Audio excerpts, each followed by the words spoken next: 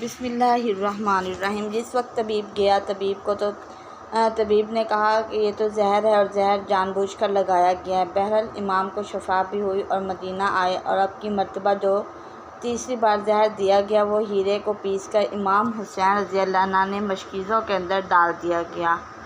امام حسن رضی اللہ عنہ 27 صفر کی رات سوئے ہوئے تھے، اچانک نیند سے بیدار ہوئے۔ حضرت زینب رضی اللہ عنہ عبادت میں مصروف تھیں۔ آپ نے نیند سے بیدار ہو کر حضرت زینب رضی اللہ عنہ کو آواز دی اور حضرت زینب امام کی طرف متوجہ ہوئیں۔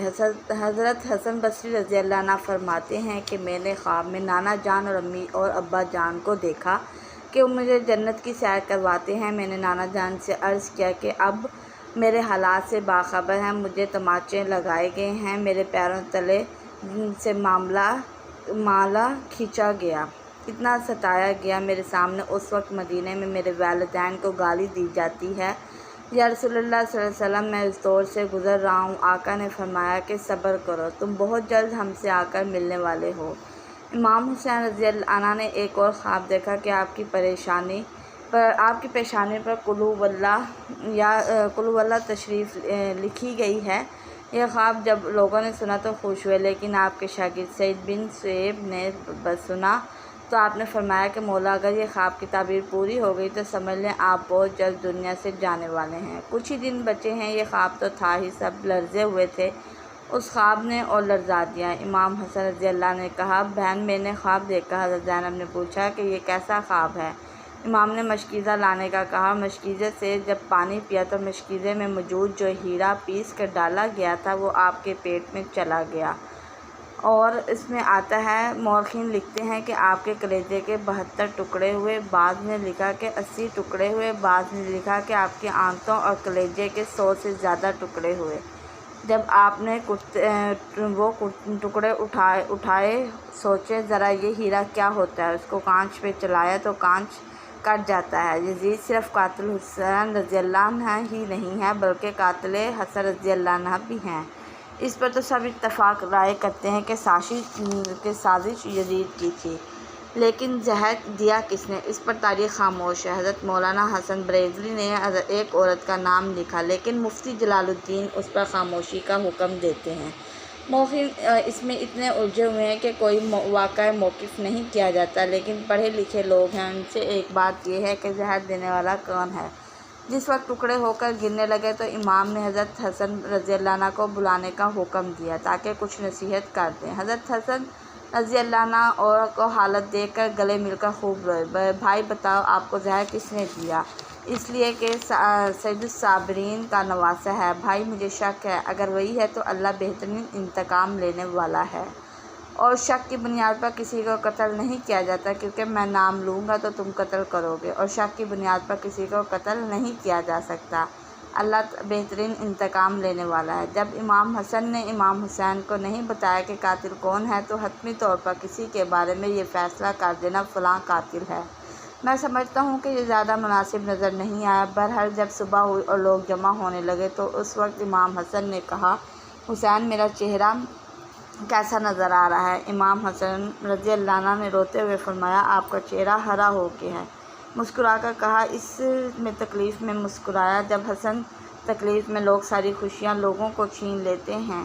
حسن مجتبیٰ نے جب سنا کہ میرا چہرہ ہرا ہو گیا ہے تو فرمایا، حسین یاد ہے نانا کی حدیث معراج مکمل ہو گئی ہے؟ لوگوں نے پوچھا کہ حدیث معراج کیا ہے؟ فرمایا کہ جب میرے حضور صلی اللہ علیہ وسلم معراج پر گئے تھے تو ہماری پیدائش بھی نہیں ہوئی تھی، تو نانا معراج پر جنت کی سیر کر رہے تھے تو جنت میں 2 محل دیکھے، ایک ہرا تھا اور ایک لال تھا۔ اس وقت رضوان جنت نے کہا کہ یا رسول اللہ، جاتے جاتے اپنے شہزادوں کے محل بھی دیکھ جائیں، جن سے پوری جنت کا حسن دوبالا ہوتا ہے۔ حضور صلی اللہ علیہ وسلم نے فرمایا کہ یہ ہرا کس کا ہے اور لال کس کا ہے؟ کہا، یہ لال تو حسین رضی اللہ عنہ کا ہے اور ہرا حسن رضی اللہ عنہ کا ہے۔ میرے حضور نے پوچھا کہ رضوان، یہ تو بتاؤ حسن کا ہرا اور حسین کا لال کیوں ہے؟ تو رضوان کی گردن جھک گئی اور آنکھوں میں آنسو آ گئے۔ اہل بیت کی محبت میں رضوان جنت بھی روتا ہے، جبکہ جنت میں کوئی رو نہیں سکتا۔ جنت وہ ہے جہاں رویا نہیں جاتا، لیکن یہ شہادت حسین کی ہے، اسے جب یاد کیا جاتا ہے تو رضوان جنت بھی روتا ہوا نظر آتا ہے۔ رضوان کی عرض کرنے کی ہمت نہ ہوئی، حضرت جبرائیل آئے اور عرض کیا، یا رسول اللہ میں بتاتا ہوں، اللہ کے حکم سے یہ میرا اس لیے ہے کہ میرا حضرت حسن رضی اللہ عنہ کو زہر دیا جائے گا، ان کا چہرہ اور جسم ہرا ہو جائے گا۔ حضرت حسین رضی اللہ عنہ کو کربلا میں شہید کیا جائے گا اور شہادت کی وجہ سے خون سے سارا جسم لال ہو جائے گا، اس لیے حسن کا ہرا اور حسین کا لال محل ہے۔ دیکھا کہ حضور پاک صلی اللہ علیہ وسلم کی حدیث معراج پوری ہو رہی ہے۔ اس کے بعد حضرت حسن رضی اللہ عنہ نے لوگوں کو جانے کا حکم دیا اور گھر والوں کو ٹھہرنے کا کہا۔ اس وقت مولا حسن کے 3 یا 4 بیٹے تھے، ان بیٹوں میں ایک بڑا بھی تھا جس کی عمر صرف 7 سال تھی۔ وہ بڑا خوبصورت تھا اور نام قاسم تھا اور ماں کا نام فروہ تھا۔ فروہ قاسم کے سر پر ہاتھ پھیرتی رہیں اور اپنے شوہر کی طرف دیکھتی رہیں، گویا ان کے سامنے اپنی بیوی گھوم رہی تھی، حتیٰ کہ بیوی بے کسی ہائے بے بسی، لیکن زبان سے کچھ نہیں بول سکتی تھیں۔ جب سب لوگ چلے گئے حتیٰ کہ کوئی نہ بچا تو حضرت حسن رضی اللہ عنہ نے اپنے بازو پر باندھے تعویذ کو کھولنے کا حکم فروہ کو دیا۔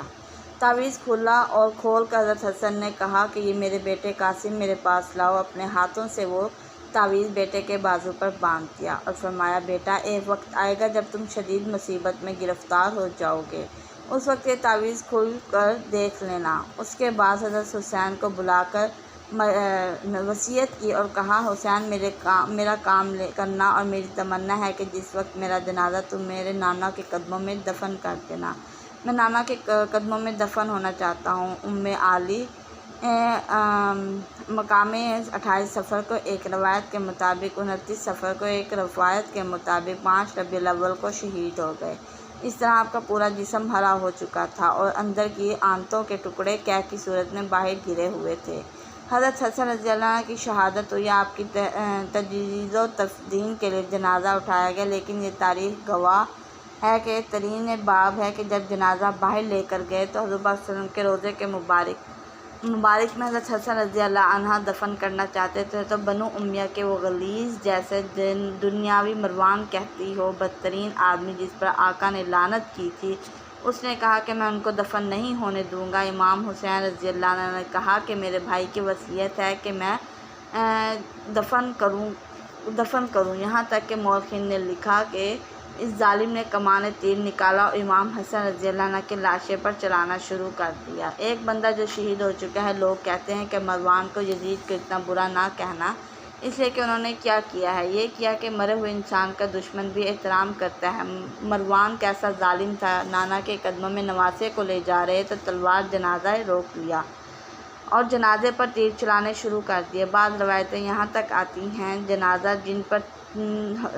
جنازہ حسن پر تیر چلائے۔ حضرت زینب رضی اللہ عنہ نے کہا، فاطمہ کے 2 بیٹوں کے جنازے میں نے دیکھے ہیں جن کو تو دوبارہ کفن ملا ہے، حسین کو تو ایک بار بھی کفن نہ ملا۔ لوگوں نے کہا کہ حسن کو 2 بار کیسے ملا کہ جب مروان نے حسن کے لاشے پر تیر چلایا تو وہ تیر لگا تو وہ حسن کے کفن سے خون کی پھوار نکلی، تو اس وقت لوگوں نے کہا ایک کفن پر دوسرا کفن لپیٹ دو تاکہ حسن کو رنگین کفن میں لے کر نہ جائیں بلکہ ایک کفن اور دیے جائیں۔ کسی نے امام حسین رضی اللہ عنہ سے کہا، شہزادہ حسن رضی اللہ عنہ کی یہ وصیت تھی کہ مجھے حضور کے قدموں میں دفن کیا جائے، لیکن انہوں نے کہا کہ اگر مروان آڑے آئے تو مجھے امی جان کے قدموں میں دفن کر دینا، آپ اس پر بھی عمل کر سکتے ہیں۔ پھر امام حسین رضی اللہ عنہ کو حضرت فاطمہ الزہرا رضی اللہ عنہ کے قدموں میں دفن کر دیا گیا۔